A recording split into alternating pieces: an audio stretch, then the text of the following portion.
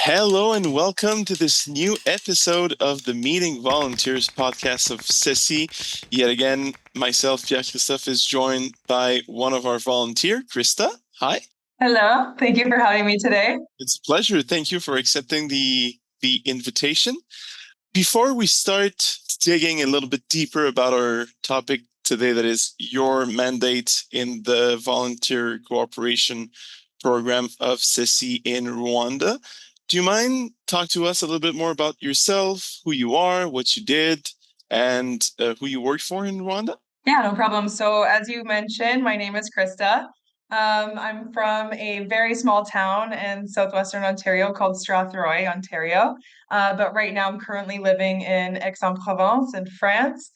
A little bit about my educational background. So I have a bachelor's degree in social work, which I obtained from the University of Windsor. And then I also went on to do a master's degree in international human rights at a university in Italy, also completing a second semester for thesis research at the University of Queen's in Belfast.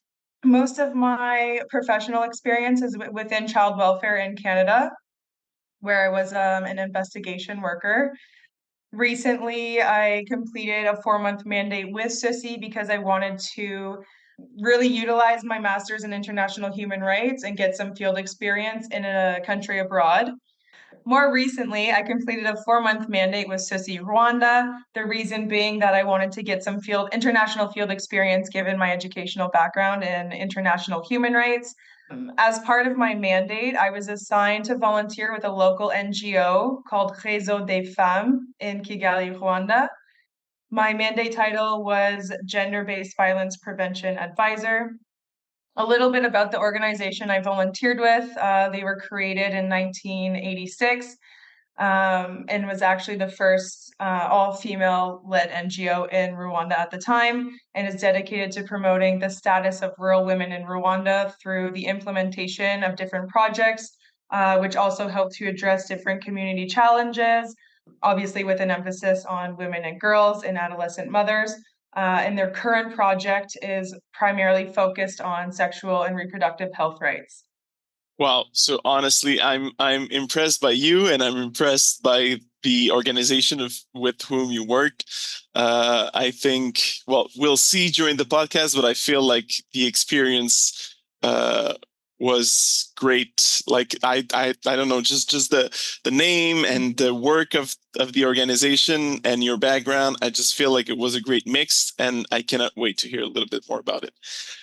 And before we really talk about your mandate, which we'll do at like kind of the end of the podcast, my first question for you, just to put the basis of what exactly is the field of gender-based violence, and more specifically sexual and reproductive health rights. Just to understand a bit more this field and the context, what are exactly sexual and reproductive rights? Yeah, so sexual and reproductive rights they're encompassed by several different ideas, freedoms, and liberties.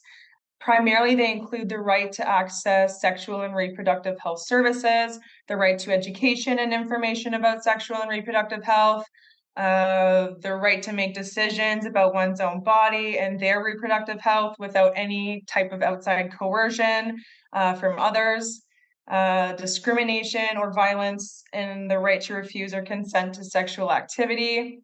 It also includes, for example, the right to be free from cultural practices which inflict sexual and reproductive health. One common example of that is female genital mutilation.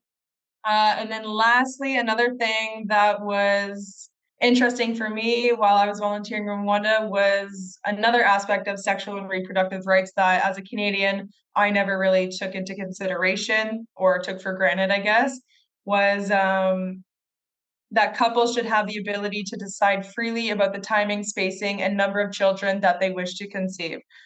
Yeah, and as you said, it's something that didn't really pop in my head either when I researched a little bit, or like thought primarily about gender-based violence, and I never really thought about that, the fact that the couple should have the ability to decide freely about anything regarding having children and how to raise them or whatever.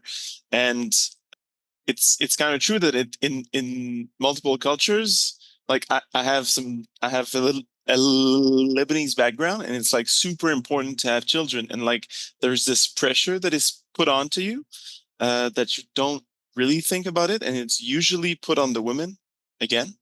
So I Yeah. it's part of Yeah, so it's very important. Yeah, it's another really important aspect of sexual and reproductive rights. And regarding the sexual and reproductive rights, and regarding gender-based violence as well, regarding both of those things, what are the main issues in the area of Rwanda, and maybe on which one did you work? Regarding GBV, that's just gender-based violence. In Rwanda, more specifically in the form of intimate partner violence and sexual assault. With respect to sexual and reproductive health care services or information, there's still a discrepancy in access to information regarding those two topics, especially in rural areas where healthcare clinics are very, very far from villages, or the villages also do not have any access to internet. So as you can guess, we can see a lot of people are growing up in rural villages who have no proper access to education or the internet, and as a result may rely on information they're receiving from their peers or their elders. And with topics as personal as sexual and reproductive health rights, you do risk that information sharing could be inaccurate, or it's just not spoken about at all. And that's a big So problem. yeah, that's Information that yeah, it's a problem.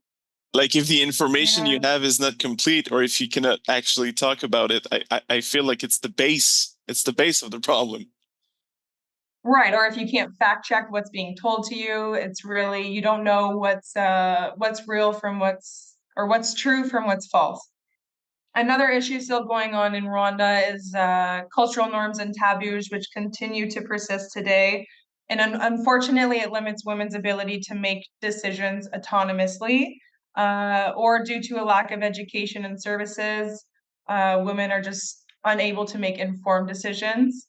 An example of this would be consensual relationships. And you said cultural norms and taboos, and if you don't want to dig deeper into my next question, I totally understand if you don't feel comfortable or not. But we're thinking in the podcast to do a series as well on decolonization of our work and decolonization of the sector, and every time I hear about cultural taboos, which are totally true, like cultural norms, I mean, Right. it does factor, and there's a pressure that is made by this, that is put on people by society and culture. But I always have this question in my mind about, is it really deeply cultural, or is it influenced by colonization? Right, that's a great question. I don't think I could answer it accurately. But I think, I mean, for so long, and I don't want to, for so long, and it's not just from Rwanda, it's many, many countries have relied on information being shared through generations or through elders or through the community. And I mean, yeah, and who are we to say that what's right is and wrong either? I think, though, what I mean by taboo mostly is that even women and girls are having a hard time sharing some of the issues that they're going through, whether it be menstruation, pregnancy, sexual assault. There's still that taboo that you're the victim, or you deserved what happened to you. You did something wrong. This should not be talked about in our community, because it's just kind of like a shut up and it didn't happen. And I find that more and more, maybe specifically just in Canada, that was also taboo in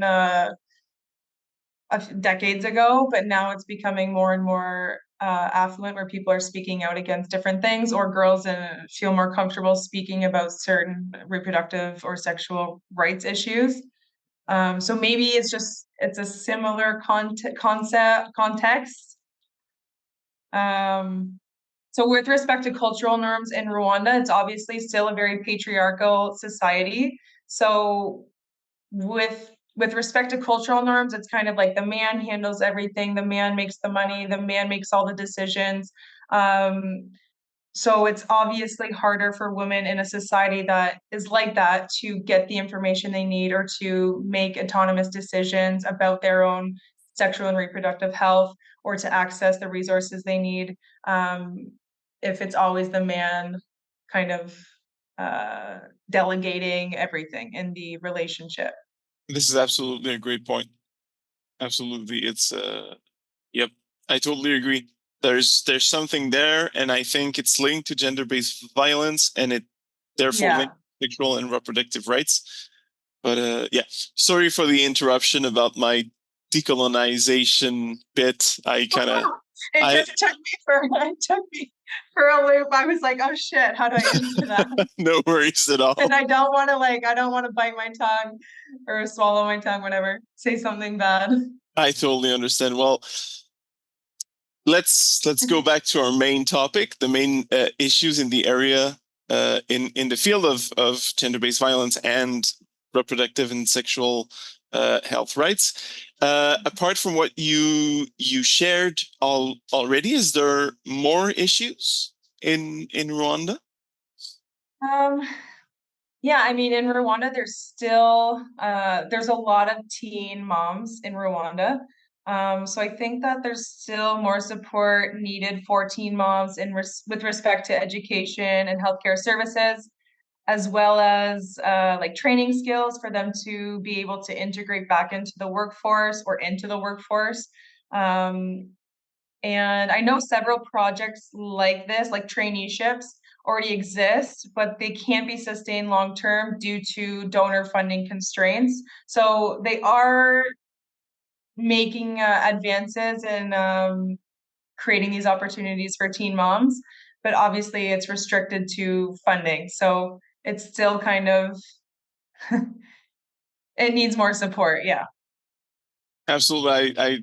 I think I don't know the situation in Rwanda specifically, but I've been a volunteer as well in Bolivia, and I know that Mhm. it's something as well. Not in Bolivia, I don't exactly know. I know it's a big problem in Peru as well. The Mhm. uh, the teenage pregnancies, and I know Mhm. that this awareness, these and also regarding to workforce because everything is kind of linked when we talk about these issues. Yeah, I do believe that more support, not just financial, is needed.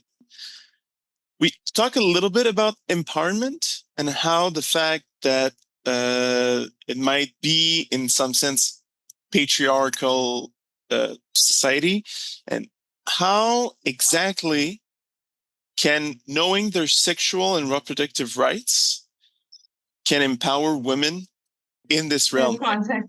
When we talk about Yeah, the yeah. that they do not really have in this society, or at least in the communities that you've worked with, I guess, and with the organization that you work with, you probably see that yeah, they don't have that much power over their lives, I think. So yeah, my question is a bit in relation to that. So like, how exactly can knowing about their sexual and reproductive rights empower women in that context? That's a very good question. So I think even just as humans, the more we know, the more confident we are, the more educated we are, the more confident we are. So obviously when women and girls become more um, learn more about their sexual and reproductive rights, they now see their potential and their ability to stand up for themselves and also the power to say no to certain situations that make them feel uncomfortable. And yeah, so the more women are aware of their sexual and reproductive rights, the more likely they are to report incidences of, for example, sexual violence to the police, to also attend school, to be in control of their own family planning. And I think we see as well that when women are empowered, they reduce the risk of themselves being in toxic relationships, a lot of the times that are non-consensual. And we also reduce the risk of severe health issues, among many other things. I just want to come back real quick to one thing that you said, because I feel like awareness, and I don't want to say the word education because I don't really like this term when we're working in cooperation, but like sensibilization, if I can say, of women about their Mhm. sexual and reproductive rights are clearly a way to give them the tools to be able to gain power on their life. But you talk about also that they're more likely to report those kinds of incidences of sexual violence to institutions like the police or the government. But are they taken seriously, or is this another part that we need to work on?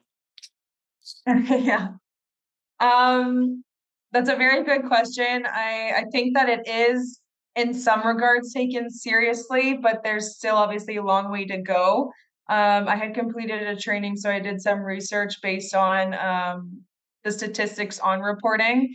I don't have the exact figures in front of me right now, but it was almost like within 10 years of creating awareness campaigns to women on how to report sexual violence, the amount of reporting, it like tripled, quadrupled. It was actually insane. So whether or not, and people were being tried, whether or not they were found guilty, I don't know. I don't have the findings of the reports, but it is good that women are coming forward more and they are reporting what's happening to them. When I speak with my colleagues and other people in the community in Rwanda, they do say that there is a discrepancy in police taking things seriously still, which I think is also relevant in our society at Yeah, times. But absolutely. yeah, it's positive. It's a step forward. You know, 25 years ago, I'm not even sure if there was a reporting mechanism. So it's definitely progress. Oh yeah, it's a great step forward, and I just want to say that we said that we need to work on the we that I said is not necessarily us Westerners, if I can say that, do mandates, but more a we and like globally society need to work on. I felt like saying we gave the impression that like we will go change things, but this is absolutely not what I meant. I really meant that like we in terms of human beings need to take actions and Mhm, work in mhm. that regard. And yet again, uh, in the VCP program, so in the volunteer cooperation program, we want to not help but to strengthen capacities in the community so they can take action. And just to add one more thing, if you feel comfortable with the question again, go for it. But if you don't, there's no worries. Uh, Rwanda is kind of viewed and is supposed to be one of the best countries concerning women in power position in government. Do you think this could actually help to have a better protection system for women in the country? Oh, wow, that's an interesting question.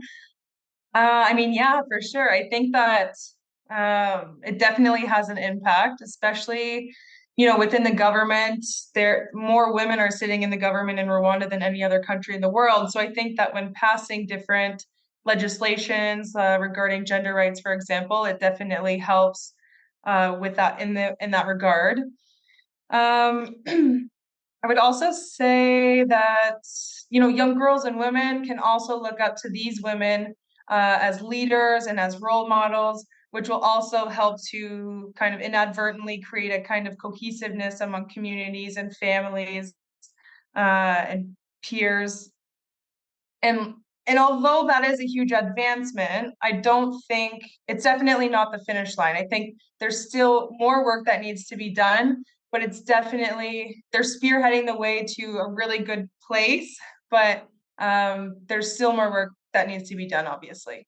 But I kind of feel the same way as well. I wanted to know how you Hmm. felt, but yes, it's a step forward, but at the Yeah. same time, it's It's a step forward, yeah. Like, I not mean, done. a lot of these legislations that have been passed are from 2010 or whatever. They're still relatively new. So I think that they are seeing an impact by having more and more women sitting in the government to protect women and girls.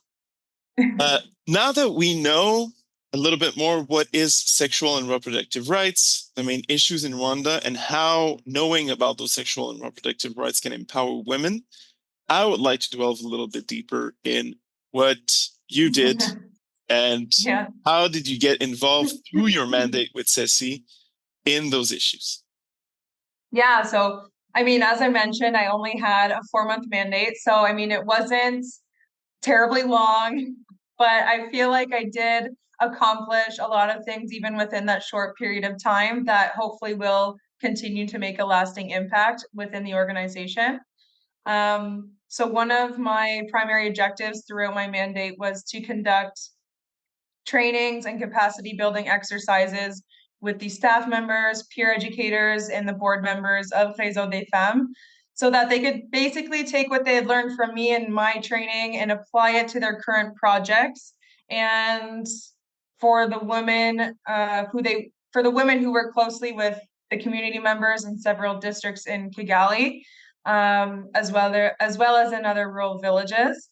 The trainings primarily focused on equipping the Réseau des Femmes team with the knowledge and skills needed to better respond to and support survivors of gender-based violence, as well as how to prevent gender-based violence. So, yes. And you said that you didn't do much because you had a 4-month mandate. To me, this is impressive. Doing training to equip the team with knowledge, skills to support survivor of GBV, to me, this is big. Yeah, it was a really awesome experience. And not only was it informative for the team, but it was actually very insightful for me because through that training, was able to learn even more about their culture and different biases and like a plethora of other information that I had never even considered. So it was really about us teaching each other. Oh, this is music to my ear. I mean, to me, volunteering and international cooperation globally should be something like that, like an exchange of learning from one another.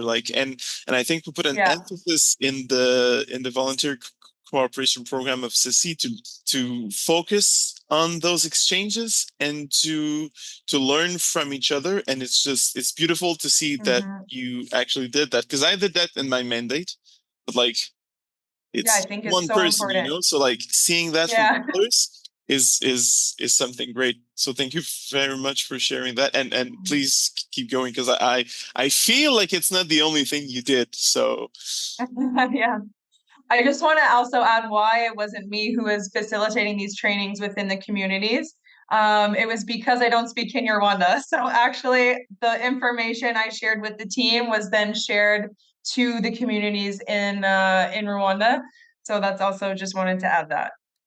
At the same time, it shows that it's more culturally applicable. Like if maybe there's people in this community that speak English or that understand a little bit of English, so you could have been there and do your things, but no, for people to really appropriate those things, it has to be culturally relevant. So if you go to communities that principally speak Kinyarwanda, I don't want to.